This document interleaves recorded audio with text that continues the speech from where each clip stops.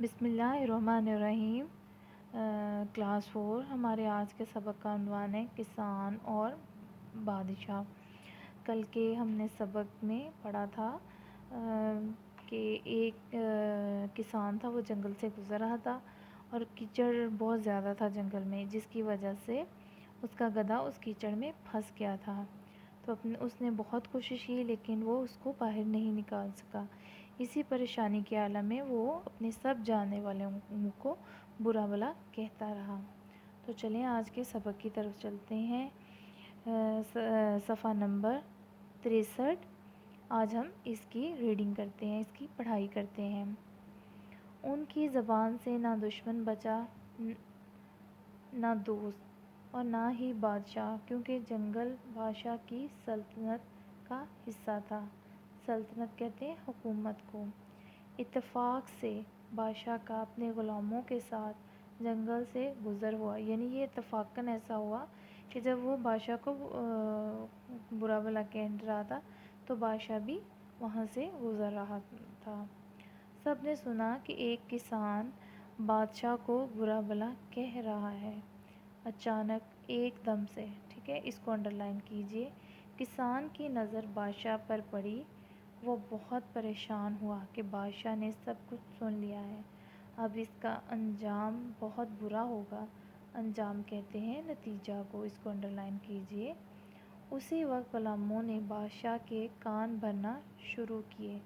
کان بھرنا کو شروع کر دیے، یعنی اس کی چغلی لگانی شروع کر دی، شکایت کرنی شروع کر دی۔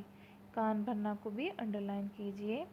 ایک بولا، یعنی ایک شخص ان میں سے بولا، اے بادشاہ، اس شخص کی گردن تلوار سے اڑا دی جائے کیونکہ اس نے آپ کی شان میں گستاخی کی ہے۔ گستاخی کہتے ہیں بے ادبی کو۔ دوسرا غلام بولا، اے بادشاہ، اس کو قید خانے میں ڈال دیا جائے کیونکہ اس نے نہ صرف آپ کو برا بھلا کہا ہے بلکہ آپ کے خاندان کی برائی بھی کی ہے۔ خاندان کہتے ہیں گھر والوں کو، اس کو انڈرلائن کیجئے۔ بادشاہ نے مجبور کسان کی طرف دیکھا جس کا گدھا کیچڑ میں پھنسا ہوا تھا۔ بادشاہ نے کسان کی حالت پر بادشاہ کو کسان کی حالت پر رحم کہتے ہیں ترس کرنا، ٹھیک ہے، رحم آ گیا۔ اس نے کسان کی نامناسب باتوں کو معاف کر دیا۔ نامناسب کہتے ہیں جو صحیح نہ ہو، ایسی چیز معاف کر دیا، یعنی اس کو بھول گیا، ٹھیک ہے، اور اپنے غصے کو پی گیا، یعنی اپنے غصے کو برداشت کر گیا، اس کو بھی انڈرلائن کیجئے۔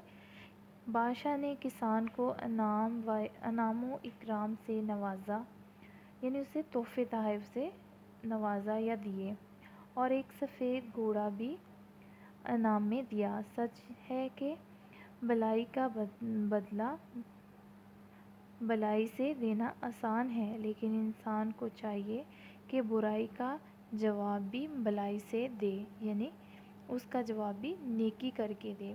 اس سبق میں ہم نے یہ سیکھا کہ اگر کوئی ہمارے ساتھ برا سلوک کرے تو ہمیں بھی اس کے ساتھ برا سلوک نہیں کرنا چاہیے بلکہ اسے معاف کر دینا چاہیے اور اس کے ساتھ نیکی کرنی چاہیے۔